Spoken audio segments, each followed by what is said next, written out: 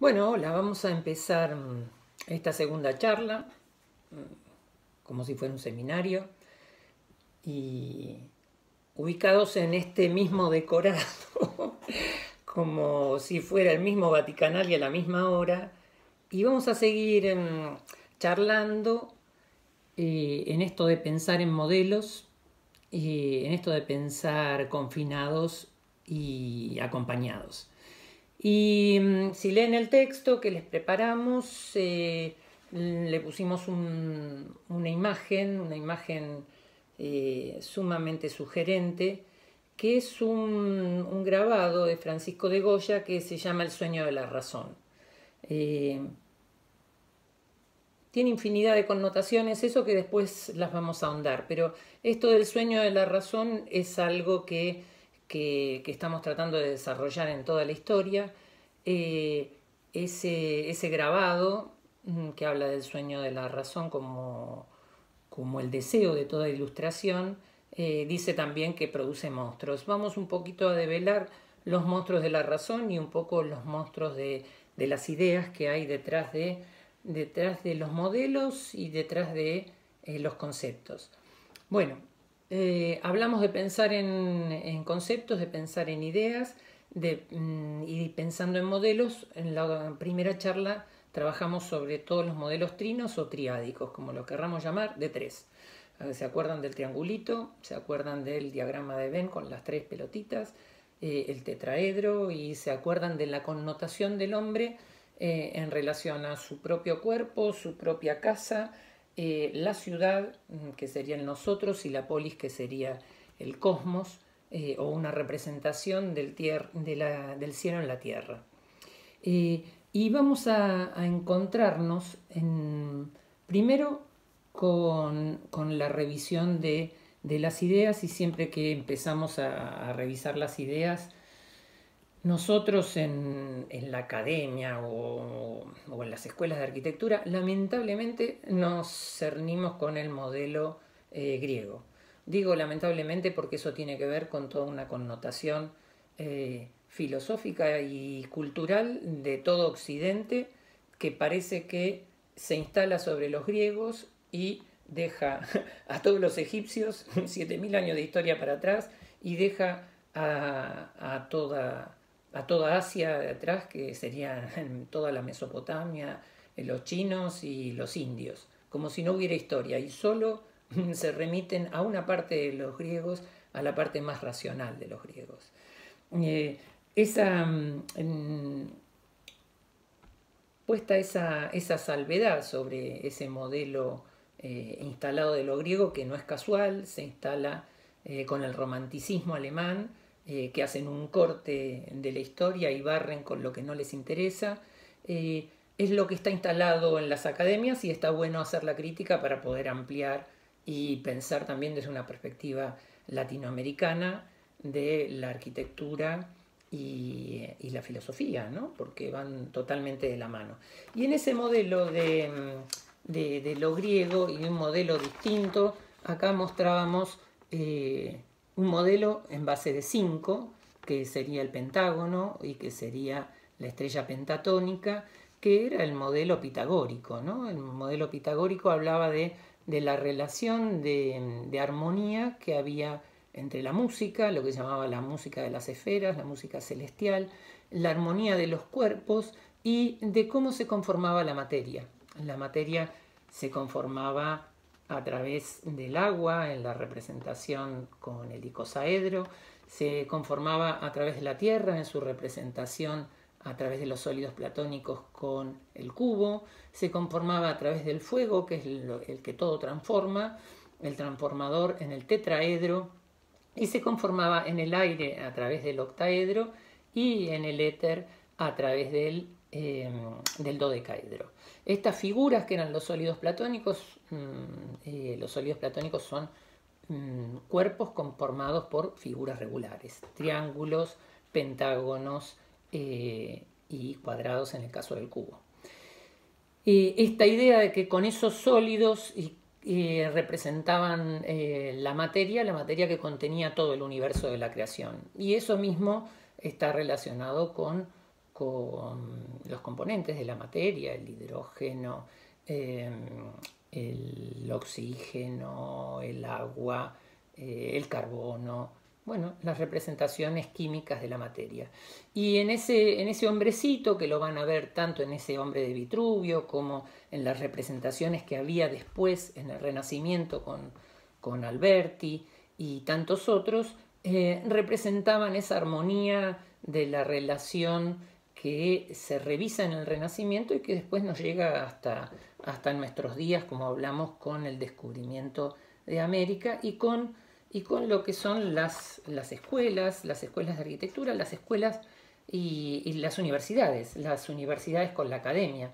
Fíjense cómo cuando se entraba a la academia había una frase muy interesante que decía en la academia de Platón: no entre quien no sabe geometría. Y también otra imagen que simboliza y que sintetiza con ese triángulo de los frontispicios de todas las academias o las universidades. Siempre van a ver las columnas, la escalinata como idea de ascensión al conocimiento, las columnas que son los pilares sólidos donde se sostiene un triángulo que representa lo sagrado, o sea, las tres patas de las tríadas, Padre, Madre y el Hijo, la creación, lo que fructifica, lo que busca la luz. La academia tenía esta frase que decía: no entre quien no sabe geometría, y a su vez también estaba reproducido de lo que era el oráculo de Delfos, que decía como frase antes de entrar, siempre ahí en el triangulito o en el frontispicio, siempre hay una frase así como en la base del dibujo de Goya decía: el sueño de la razón produce monstruos. Bueno, acá en el oráculo de Delfos decía una frase que es: conócete a ti mismo. Y ese conócete a ti mismo no es casual, es la base de toda sabiduría y es la base de todo aprendizaje. Todo aprendizaje implica un aprendizaje de nosotros mismos y un aprendizaje interior que después nos permite develar los modelos, develar las ideas, ponerlas en palabra, trabajar sobre los conceptos y geometrizarlos. Y bueno, esa es la idea, la experiencia, lo que algunos llamaban verdad, o la búsqueda de la verdad, o la construcción de la verdad, o la aletheia que decían los griegos, y en el mundo egipcio era el desvelar de la diosa Isis.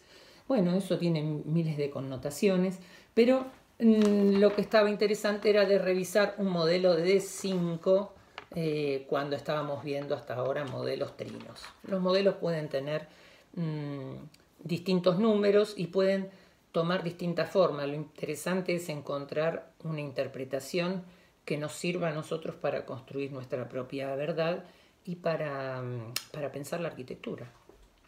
Entonces llegamos a partir de revisar los modelos, este modelo de 5 puntas o de 5 observaciones que nos sirven para construir la materia, que sería el mundo de lo manifestado, y para construir con la materia la arquitectura. Ahora, hay un momento de la historia de la humanidad donde la noción de construir se resignifica en la noción del habitar. Y hay como dos vertientes quizá. Una en el campo de la filosofía, que es, y marco un número, una idea que surge casi si bien se hablaba ya de habitar, que surge casi en 1951. Hay una charla que da Martin Heidegger, que es un filósofo alemán, que lo da terminada la Segunda Guerra Mundial, cuando toda Europa, que estaba totalmente destruida, empiezan a construir casas y empiezan a construir viviendas levantando todo lo construido y de forma repetitiva, como si fueran sellitos, como si fueran moldes, como si fueran máquinas, como si fuera una máquina que reproduce la vivienda. Entonces empieza a plantearse si no se estaba perdiendo la esencia de la vivienda que tenía que ver con el habitar. Y a partir de ese momento se reformula en casi dos conceptos, que yo los estoy cristalizando como para poderlos entender, puede haber muchos más. Pero una es la idea de habitar que reformula la filosofía Martin Heidegger, y otra es la que podría cristalizar Le Corbusier, tratando de plantear un modelo de la modernidad hacia un nuevo habitar. Ahora voy a tratar de explicar el modelo de Heidegger, que habla de toda esa cantidad de influencias para revisar el propósito de la construcción y de la arquitectura. Les decía, esto se da con una conferencia muy interesante que se llama Construir, Habitar, Pensar. Son 10 hojas, es un texto hermosísimo. Si tienen ganas de leerlo, los invito, es para leerlo 1.000.000 de veces. Y hay otro texto que se llama Habitar la Poesía, donde retoma unas ideas de un poeta que se llama Hölderlin, un poeta alemán, también casi un romántico, y que se plantea si es posible habitar la poesía y la función del habitar. Vamos a entrar un poquito en cómo Heidegger habla de esto del habitar y lo instala en el sentido de primero revisar las connotaciones del lenguaje. En alemán, ser se dice ich bin, como en inglés to be, y la idea del ser, de ese bin, deriva de bauen, y bauen es casa, es construir, y define que el hombre es en la medida que habita, y la medida en que el hombre es habitando. Entonces llega, después de revisar puntillosamente la etimología de las palabras, empieza a construir la idea de que la única forma en que el hombre se expresa es a través del habitar. Y el habitar es una definición del ser, y lo que él llama el Dasein, que es el ser ahí, en una existencia puesta en un lugar, y un lugar con historia. Y esa idea de ese hombre lo instala entre la tierra y el cielo. Siempre lo instala en un campo de polaridades, entre la tierra y el cielo, y entre lo divino y lo mortal. ¿Se acuerdan cuando hablábamos de esta pandemia que nos pone en evidencia que somos seres vivos y que podemos fenecer en cualquier momento? Lo que los estoicos llamaban el memento mori, ser conscientes de que en cualquier momento podemos pasar a otro plano de existencia. Y eso es lo que Heidegger en cierta forma revisa con mucha poesía, y lo revisa reformulando toda la etimología para pensar una arquitectura y una construcción en armonía. Podríamos decir que Heidegger, casi como un viejo, un mago, un sabio, vuelve a mostrarse como un gran ecologista, como un druida, como el primer ecologista moderno, podríamos decirlo. Hay otros también sumamente interesantes que a mí me encantan, también como Buckminster Fuller, que es un norteamericano, pero es un loco que se sale de toda cuadratura. Pero volvamos a la cuadratura, que no salió casualmente, sino salió a partir de un dibujo. Yo trato de interpretar acá esta idea de habitar como si fuera la cuadratura del círculo.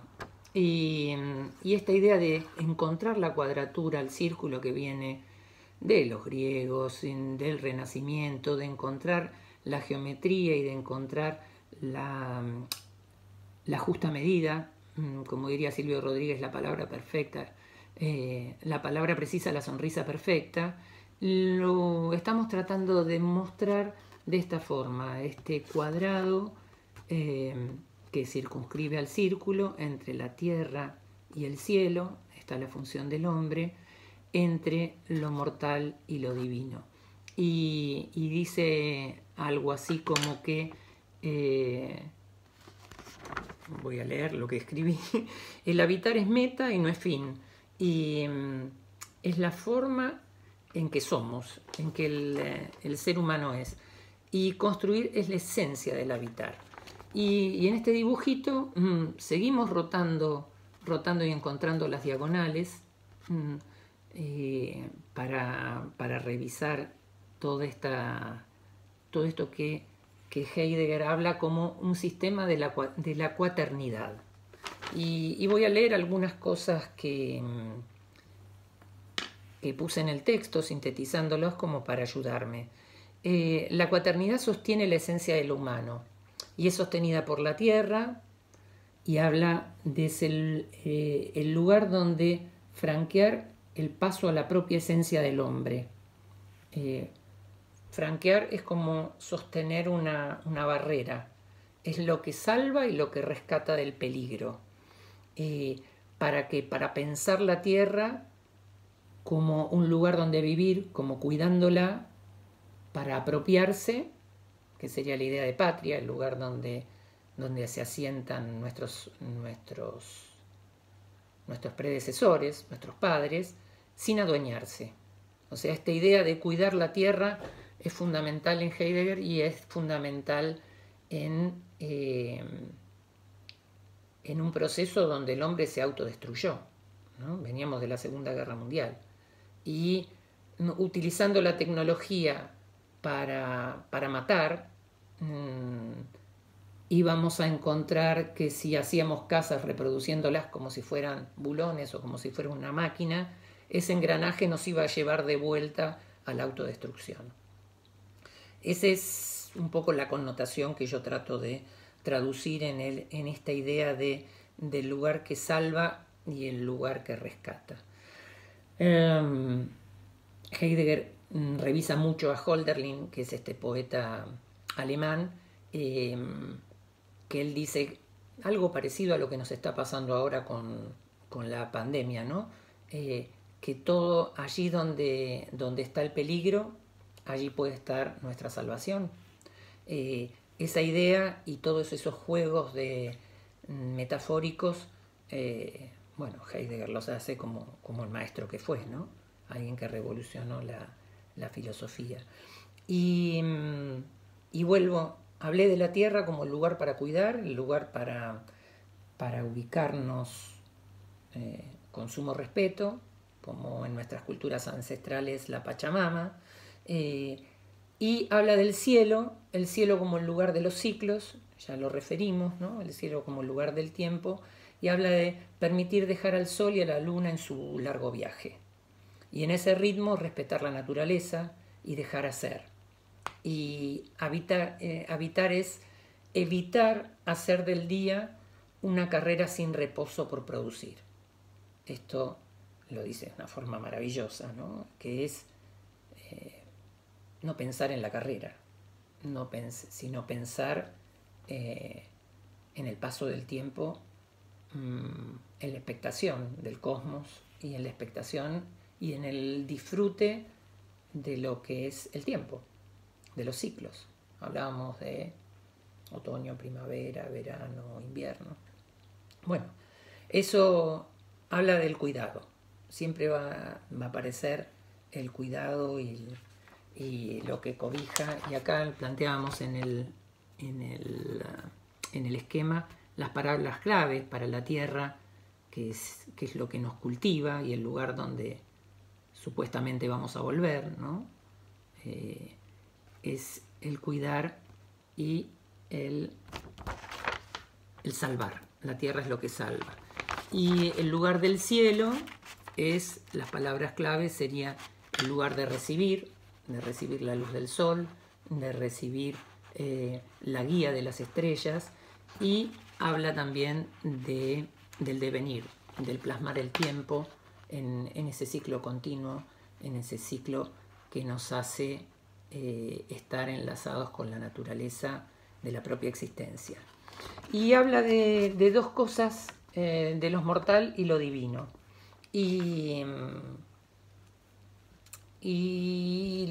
cómo explicar lo divino es un poquito más difícil, ¿no?, de explicar para nosotros un poco más materialistas y un poco más occidentales.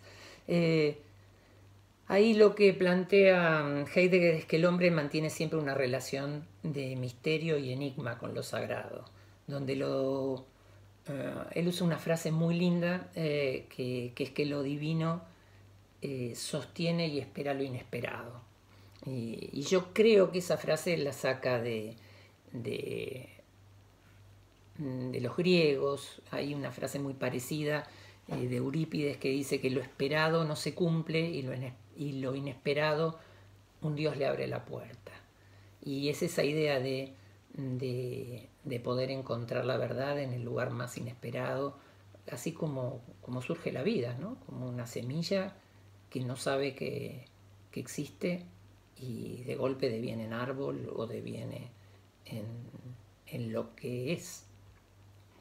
Y esta idea de lo divino es lo por llegar en la espera. Por eso siempre les decimos como, bueno, qué buena oportunidad este tiempo de no tiempo que nos regala un tiempo para pensarnos de una forma distinta. Bueno, y los mortales. Los mortales, que sería acá las palabras claves que traté de sintetizar. No sé un carajo. Volvemos acá. Dijimos que en los mortales es conducir y concluir. Y en los divinos la palabra clave es esperar y lo inesperado, ¿no? Y volvemos entonces a los mortales. Somos los hombres que en el ciclo de nacer, vivir y morir encarnamos la conciencia de la muerte, y en el conducir y concluir esa esencia del ser. Bueno, estoy dándole mucho las vueltas a esta idea de la cuaternidad, y que Heidegger la llamaba como el cuádruple cuidar. Y que nosotros seríamos capaces de construir y habitar si podemos encontrar esa justa relación. Bueno, hasta ahí nuestro sistema de engranaje y nuestro sistema de representación del habitar, que nos deja a todos los arquitectos locos pensando en wow, qué desafío, cómo encontrar ese equilibrio. Y eso que lo plantea desde el lenguaje es una gran incógnita que trataremos de cuidar con el máximo de los 4 cuidados. Bueno, seguimos la próxima.